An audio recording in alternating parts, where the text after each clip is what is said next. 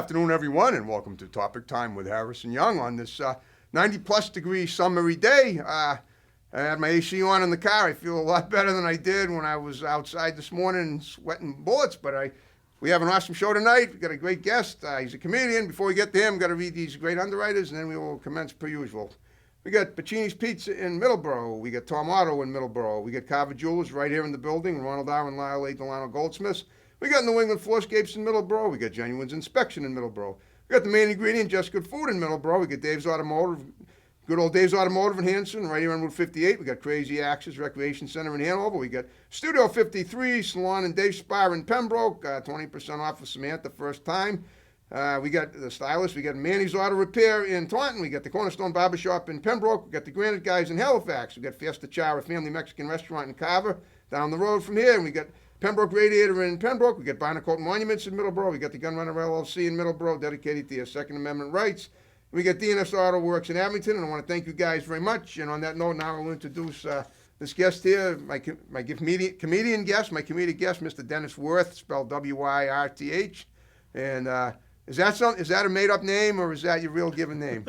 Well, actually, thank you for having me on the show. I actually Googled it to find out what it means, and spell with an I back in the old days of Germany, it meant you were an innkeeper. So apparently my ancestries go back, they were innkeepers. Cool.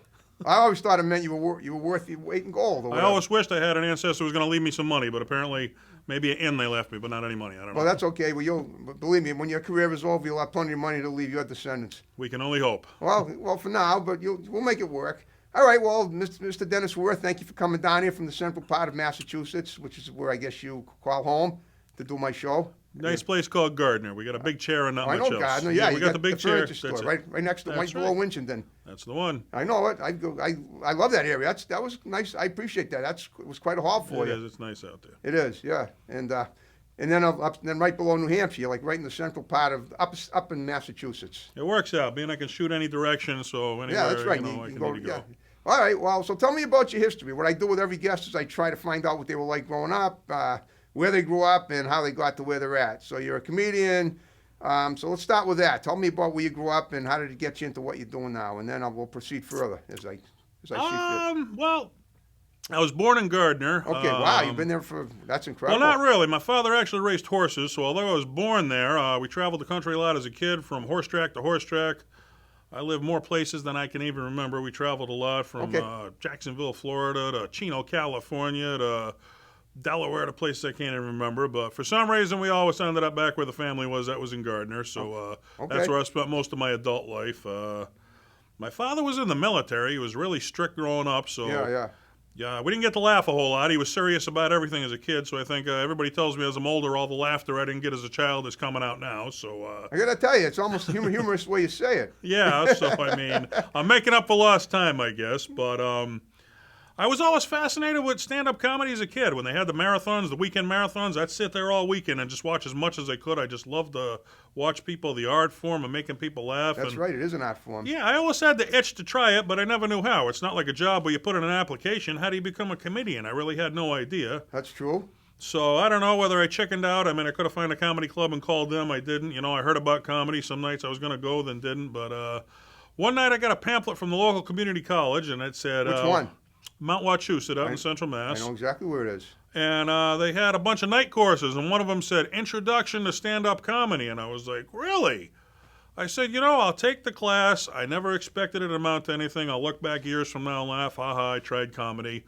I took the class, one thing led to another, and it started to take off for me. And I'm like, well, if it's taken off this good without trying, I wonder if I put some effort in. I put some effort in, really started to take off for me. I never looked back, and I've been enjoying myself ever since. All right, well, let's break this down a little further. First of all, how long ago, and I always say everything happens for a reason, so that pamphlet, where did you find the pamphlet? On your car windshield? In the mailbox. It came in the mailbox. Okay. Yeah, so. All right, most of the time you throw something out like that, but you saw an opportunity and you took it. Yeah. That's great. Well, how long ago was this? 2008, that was when I got started. 13 years ago, yeah, okay. So you're, all right, I assume you were already an adult by then. Yeah, yeah. Okay. So you took a course. Was it a night course? It was a night course, yeah. It lasted about, I think, 5 weeks, right? Was it one night a week for 5 weeks? One night a week for 5 weeks, yep. Okay, and they taught you about delivery, and they taught you about writing your own material based on your own stuff?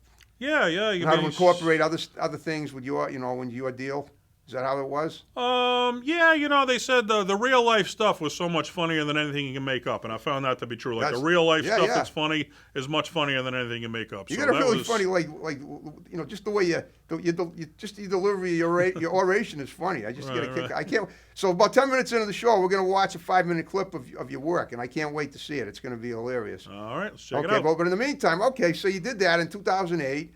And so what did you do after that? Start doing open mics in different clubs? Yeah, we had the graduation night, which was we tried out our material in class. Then we gave each other, the other students, we'd talk about others' material. Then we had graduation night.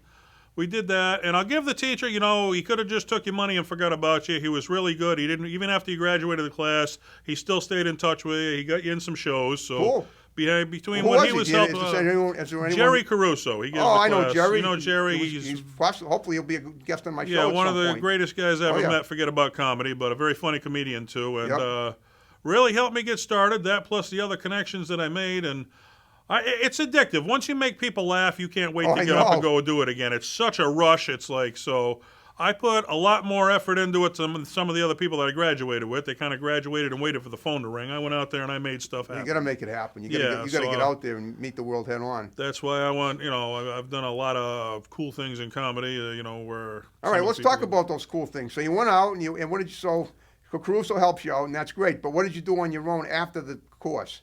Well, I went to an open mic one night, and I had a really good set as compared to the other comics. Where? That was down in Leominster at a place called Classics Pub. I don't think they do it anymore, but one of the people that was the guest on that open mic, he approached me and said, hey, I do my open mic up in Baldwinville at a place called the Red Onion. Okay. Would you like to come do my open mic? I liked your set. Wow. I would love to, Yeah, absolutely.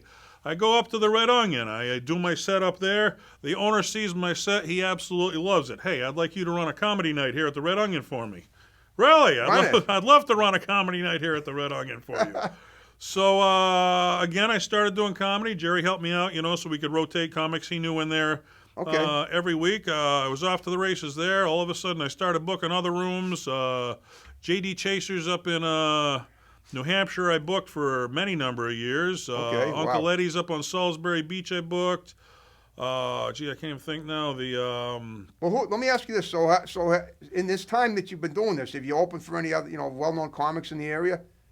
Yeah, Lenny Clark, Steve Sweeney. Okay. Yeah, Lenny, Steve Sweeney. Sweeney was a guest on the show here a few years ago. Yeah, I got Mike Donovan, Chance Langdon. I mean, a lot of the Boston comedy legends I've done. Then I started, once I got done the bar shows, I wanted to take the next step where I wanted some bigger crowds. I started booking the hall shows, and that was when I really started. I flew in Jimmy Walker from out in Vegas. Really? The Kid Dynamite? Dynamite! I booked him. It was a fun thing. That's awesome. So I put him up in a hotel. We did a big show with him. Jackie the Joke Man from the Howard Stern Show. I told a joke on the Howie Kosh show that was so dirty that it was so subtle that Howie didn't even know it until the 7-second delay. I had gone through and let it over the air, and he was wailing about it. You're a comedian, you don't know it, see? I love Jackie Mottling. So Jackie the Joke Man I booked. Stuttering John Melendez, also from the Howard Stern Show. I booked him. Let's see, Tom Cotter from America's Got Talent. I booked him. I actually have a friend up in Alaska. I flew up to Alaska, opened up for Carl LeBove, which I don't know if you remember Sam Kinison from the 80s. Of course. Carl was his best friend and opening act. So I posted this guy on my wall as a kid, and here I'm flying to Alaska to open for him. I flew out to Vegas, hung out with him there, did some shows out there.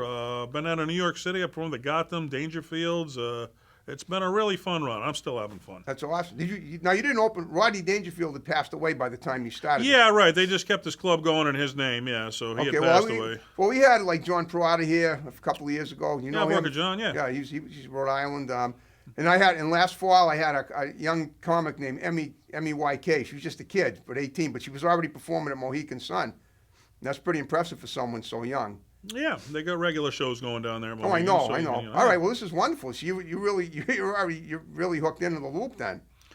Well, I put a lot of effort into it, so it's like anything. The more you put into it, the more you get out of it. So you put a lot in the comedy, you get a lot out of it. Okay, so tell me what's going on right now. What are you doing currently? Well, I had a room up in Gardner at the Acadian Club. We were pulling 100 people regular. I had a room down in Leominster. We were booking the Knights Club. I was pulling 200-300 people regular. Then this pandemic hit. Yes. Like that, everything I worked for was gone. So I said, well, I got to do something to stay in the game. So we're actually, I believe a former guest you had on, Adam Griswold. He's the director. He does low-budget movies. Okay. I got together with him, and I had met him, earlier when he was just getting started. He agreed we're doing an independent film for Amazon Prime now called The World Needs a New Superhero. Okay. Hopefully we're wrapped up by the end of the summer. Wow. And, we're going to enter some film festivals, and you can see it on Amazon Prime. Other than that, I do a podcast called Funny Like a Clown Podcast, where we explore the history of comedy. And I started out doing this podcast just for myself because I love the history. Out of your house you do it?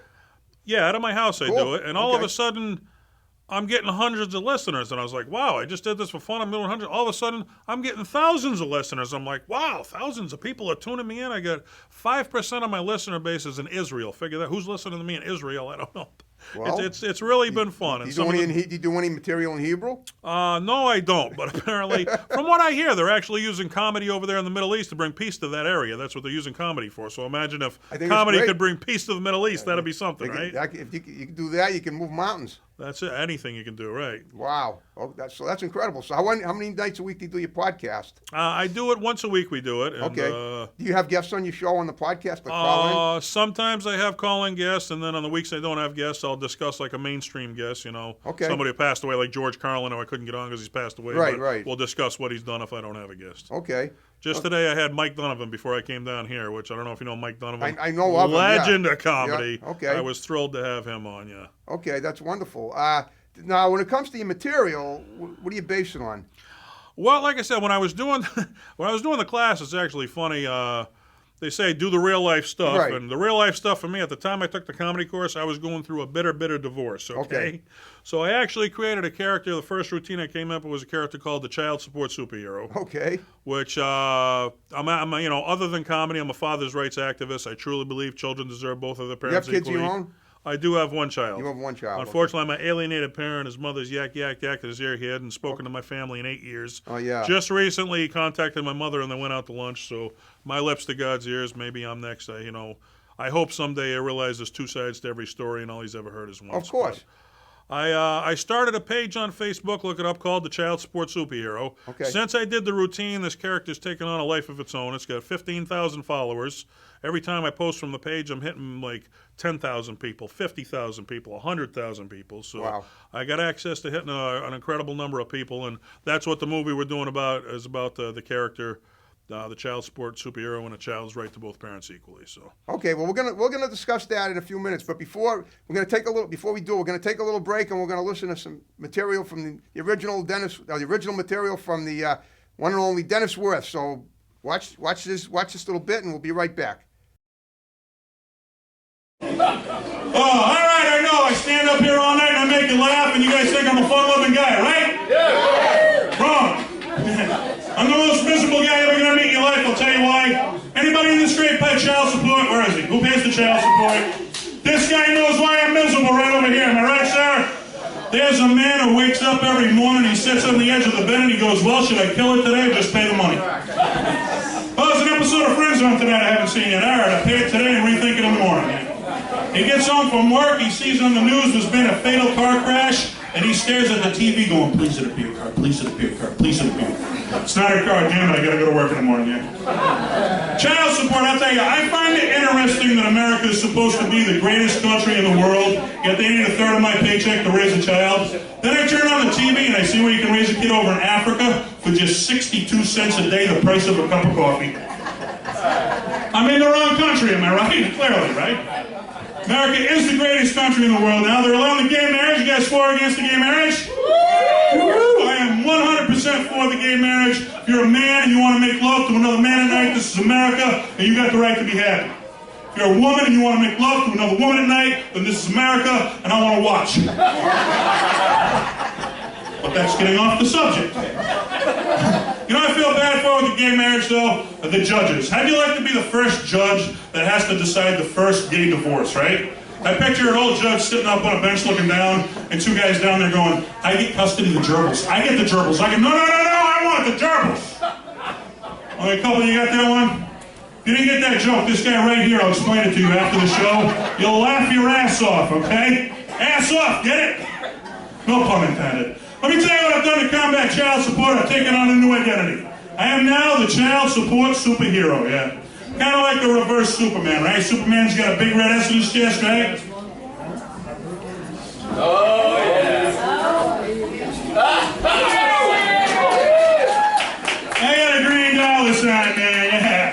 Superman wears knee-high red leather boots. All I can afford is a pair of flip-flops. Superman's got a long red cape. I got an old beach towel with holes in it. Superman can leap tall buildings in a single bound. With the money I paid my ex, she could purchase the tall building Superman leaps over. Superman's faster than a speeding bullet. State of Mass, give my ex money from my paycheck faster than the speed of light. Superman's stronger than a locomotive. After my divorce, I walked out of court feeling like I had been hit by a locomotive. But let me tell you what I really do as the child support superhero. Pay attention. This is worth your admission right here, okay? Here's what I do as the child support superhero. I wait until it's late at night, midnight, 1 o'clock in the morning, put on my costume, and I go down to the local parking lots. Then I scan the parking lots with my X-ray vision until I see a car with a young couple making out inside of it. And then I slowly sneak up to the car. I slide along the car up to the driver's side window. I break the window. I throw a package of condoms on the front seat. Then I go running down the street screaming, "You'll thank me later!" Thank you, folks. See, the funny part about it is it's all over the newspapers that I'm doing it, but nobody really gives a shit because anybody who bothered to stop and read the article is someone who pays child support to a bitch just like me. It used to piss me off, but I'm past it now. I'm freaking past it, all right, man. No, man, that's the first routine I ever came up with in comedy was the child support superhero, and 10 years later it's still my favorite one to perform. But I got a lot of questions about it, you know? I get questions like, who is the villain to the child support superhero, right? Superman has Lex Luthor. Batman has Catwoman. Who is the villain to the child support superhero? He's got one, folks. She's called the crazy psycho bitch. There's at least one guy in here who's dated the crazy psycho bitch. Am I right, guys? Where is he? He's over there. There he is, a couple of them. There's a woman even, why not? Hey, right? Oh, yeah. The crazy psycho bitch. She's kind of like the reverse Catwoman, you know? Catwoman has 9 lives. She's got 9 different guys she collects child support from. If you stare deep into her eyes, you can see dollar signs. Okay? And this is how she works, just like the Incredible Hulk, okay? She starts out by being real nice to you, which lures you in to her evil web of deceit. But then she gets pregnant, and just like the Incredible Hulk, she changes. But like the Hulk, it's not a change for the better. And then one day, it'll be you, her, and your child. You'll be walking in the park, and the wind will start to swirl, the skies will turn gray, and horns will start to pop out of her head. She'll look you dead in the eye and say, do you want to see your child? Do you want to be a part of your child's life? Do you love your child? She picks up your child. She goes running down the street screaming, then show me the money! And you end up giving her the money. I freaking know, 22 years later, right? Oh, child support. All right, I'm a little angry about it. Oh, that was great. Tell me about it. Well, that was actually the routine that I had told you about, the first Okay. one that I did, the child support superhero, and it was funny because when I started to doing it, it was kind of a way that I coped with the situation. Right. If you can laugh about the pain in your life, that's the way to handle it, rather than let it drive you crazy. And after every show I did, literally almost every show I was doing in comedy, I'd have somebody chasing me down in the parking lot saying, dude, wait up, I want to tell you my story about dealing with family law. And Wow. some of these stories I was hearing were blowing, just the unfairness these poor people just want to be a part of their own kids' lives and not being able to was blowing me away. So, Yeah. I mean, I've had people write into the page saying, thank you so much for doing this page. I thought I was alone. I didn't know what to do, and you were there. So, I mean, I'm really helping. I had nowhere to turn. This, when I went through the custody battle of my child, this was before the internet. This was like, I was being treated so unfairly, I didn't know who to turn to. All of a sudden, without trying, I became the guy you turn to. Everybody's turning to me because I was willing to talk about it, where a lot of people don't want to talk about it. Well, in addition to being a comedian, you're also, a benevolent mentor to people, too. That's incredible. Yeah, I mean, it's good to know that I'm helping people out. That is a very good feeling. It is. Yeah, I'm sure it is. Well, okay. So, I mean, how many people do you think you've helped out so far since this event? I mean, it sounds to me Well, like like you I say said, you yeah, got I people mean- coming right up to you in the parking lot. Yeah, they're coming in the parking lot. I mean, I got 15,000 followers on Yeah. the website page. So, I mean, when you're hitting that number of people, It's spreading awareness. I mean, Yeah, how do yeah. you solve any problem? I mean, you have to make people aware, and I feel I'm doing a good job spreading awareness. Okay. All right. Well, now I don't want to get too personal. You're doing better with your family than you I were don't doing. mind. No, all right. Ask me whatever you want. Well, I Go know, ahead. but I want to. I mean, so it's working for you too right now, personally. Yeah, I mean, like I said, rather if I didn't laugh about it, I've been drove crazy about it. No, so I I understand. would Okay. much rather laugh about it. Yeah. Okay. All right. Well, now going forward. Now tell me about the film. That's what the film is about too. Well, it's about the character, how he came around, and how he became the superhero and everything. The superhero So, that the dad that's yeah, that I was mean, alienated, as hard as stand-up comedy is, I found acting is so much more difficult. It's Okay, long I've done days. it too. I've not done stand-up comedy. I have done Yeah. acting though. It's long days if you're doing acting. Take one, take two, take I three. know. You're on I've your been on feet some all film day. sets, So my share, so I my know. dream is I could make it a 3-part series. I mean, the first one is raising awareness Okay. about the child support system and how unfair it is to fathers. If we get the energy, I want to do a second part where we talk about parental alienation and how that comes about. Then the third part, if we get around to it, will be passing on to the next generation, and hopefully they solve the problem because we're setting the stages in this generation. I mean, the family law problem will never be solved in our lifetime, but we're setting it up for future generations to hopefully give kids mom and dad back equally. Right, I know. Well, I mean, I mean, my suggestion, my advice to people would be, don't have kids if you don't have to.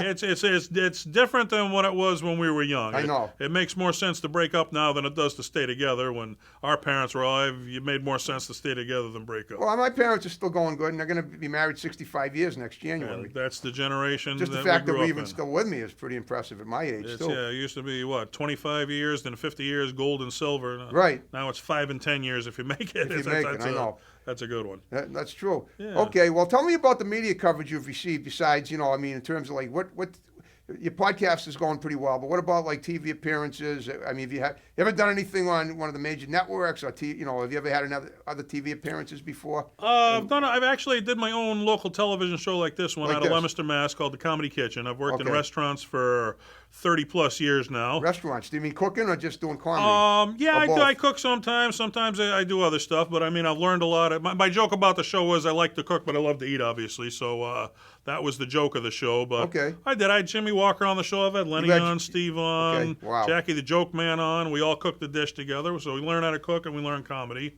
That was a great time. Then How about the Dice Man? the Dice Man. I've seen him about David 3 or 4 Russo? times. Yeah, I know Dave. I had him on the show 4 years ago, He and was then on the last year he podcast. opened for the Dice Man. Yeah, the Tropicana. Yeah, Right. I went out there. I was with Carl LeBove out there at the Laugh Factory, and it's a very nice venue out there. So how much time do you spend like a day or a week writing? Or writing material? Everybody's different. It's like when I finally get in the mood, I'll sit down and write 3-4 routines in a row. Then I'll go like a couple months and I can't think of nothing. You got to be in the mood. Once the mood hits me, I'll sit down and write all night. But Okay, but if you I let's couldn't say- sit down and try, I wouldn't be able to. All right, let's say you're in the mood and you do something for like one night. Is that material going to hold you for 2 or 3 months on the road doing stand up in different venues? Well, you get the idea. I mean, you got your act that you started out with. I mean, I have, about Right. an hour's worth of material, but you Yes. can only do the same stuff so long. Yes. So I'll come up with an idea and I'll write a little bit the idea. Well, then you go to the clubs and you try it and then you expand on that idea, okay? Yep. This is funny, I'll talk about it. Sometimes off the top of your head, you'll come up with something. All right, that was funny, I'll add it in. Or Yeah, you try okay. it, that wasn't funny, I'll cut it out. So So that means that you do a lot of. So all right, what percentage of your material is ad libbing in addition to what you've already written? Would you say? when you first start out, maybe about 50% of it's ad-libbing until you Okay. have the routine. Once it's down set, then you keep that routine and you try to come up with another one. Okay, so like a lot of the stuff you'll do is ad libbing. It's not just written down. It just comes to you while you're on the stage, right? Yeah, a lot of it Okay. is, some crowd work or something strikes you as funny and you just talk about it and all of a sudden, wow, there's a new subject. You never happen to have worked for Sarah Silverman, have you? Sarah Silverman, I have not, no. You know her though, right? I know of Sarah Silverman. She's yes, my I do. cousin. Really? Yes. Well, who knew that, huh? Everybody, a lot of Well, people know funny, it. she was on Star Trek Voyager when she was a young actor. I know. Not many people remember. You know probably, but Well, not many people remember. Before that, from she was on. I mean, you were Boston. Even though you grew up in Gardner, in the central part of the state, Sarah, who started out kind of in a singing mode, she was a guest on the Dave Maynard show, which used to, Community Auditions, which is the oldest TV talent show in the country, which originated in Boston, and when she was like 14. And the only reason I know that is because she dated Jimmy Kimmel for 5 years. Yeah, yeah. And then, even though they weren't dating later years, she would still appear on the show as a guest. And Right. one day he had a reel of that, her singing on community auditions when she was 14. So that was how she got her first gig, I guess, was singing. Who knew? Well, I right. You know that you watch TV and you know this stuff. So all right. So in terms of like your podcast, have you done your podcast for the week this week yet? I just did today before I came down here. I had Mike Donovan on. Yeah. Oh, you did. Okay, so you do it during the day. So you don't do it at night, or you find it's more easy to get. Usually I do it on my day off, so I tell them whatever time's good for you. So it's pre-recorded. I can do it anytime. That's so true. Yep. Sometimes it's morning, sometimes afternoon, sometimes night, whenever the guest is available. All right, and do you have the guests come in person, or do they always have to be call-ins? Most are call-ins. Yeah. Mostly call-ins. Yeah. I had Eddie Deason from Grease. He was the guy who played the nerd in Grease. Oh yeah, no Remember kidding. him? Yeah. Sandy Helberg. He was in Spaceballs. He played the doctor there. Wow. Yeah, I've had a lot of legends of comedy. Some people I didn't even think I could get. I've had on, so it's been fun. I'd love it if you could get him on my show. And I've been trying to get Lenny on. I've been trying to get Lenny Clark on for 5 years. I mean, he told me he'd do the show. And Lenny's a busy guy. He could do the show if he wanted to. He told me he'd do it, and then he went back on it. That really aggravates me. Especially considering the people that have done it with me. When you have the schedule Lenny has, it's tough to be everywhere. He's a very in-demand comic. Yeah. He could do it if he wanted to. He may still do it. You never know. Yeah, well, I mean, we'll see on that. I'm not holding my breath anymore. Right. Well, after a while this time. But, you can't dwell on. I mean, I did have Sweeney on. I had him on 3 years ago. You got to be thankful for the ones you did get. Well, I know. And I had guest, John Throttle, and I had what's his name? Mark Riley. I've heard of him. Yeah. He was a coverage. No, I did. I have him on a podcast. Right. Okay. Yeah, no, I mean, it's not so much who you have on; it's the art of conversation. Right. That inspires people to want to hear more. It's scheduling. Get him at the right time, right place, right time. That's a big thing in comedy. What made you famous? Right place, right time. Okay, so tell me about what is your summer, the rest of the summer and the fall look like for you now? What do you got going on? Any Well, gigs? we're hoping to get the movie put back up. Then I want to get back into opening my rooms back up. Okay. I was thinking about opening the rooms back up, but Mass was changing the laws so much. I said, I'll put money into a show, then they'll change the laws. I'll be out the money because I can't put on the show. Because of what, the virus, you mean? With the virus, yeah. So I don't know, but we've been open long enough now. They're letting people perform, so I think it's safe at this point to open back up. So. All right, where do you have this venue that you let people perform? I got the Acadian Club up in Gardner, Mass. That's a 100-seater. Then the Knights of Columbus in Leominster, Mass. That's a 300-seater. Right. And I'm thinking about bringing in, remember Todd Bridges from Different Strokes? Of course. What you talking about, Willis? I'm thinking about bringing him down. So I'll finally find out what Willis is talking about. Is he coming in? Is he going to be at your club? I'm hoping to fly him in. Yeah, I'm hoping to fly him in. I can get him. It was just a matter incredible. of, yeah. You really fly all these people in? I put in the work. That's why I get ahead, because I'm willing to put in the work. Right, I guess so. My God, that's amazing. Right. Okay, well, now, but when you say you run these clubs, is that how it works? I run the clubs. I book the comics, and I do the advertising. The night shows up. I host most of the shows, so I get to work with them, and I put my friends on and some young up-and-coming comics, and mix in the veterans. All right, so but you don't own the clubs. No. I mean, you lease them to you pay the rent and everything, and then okay.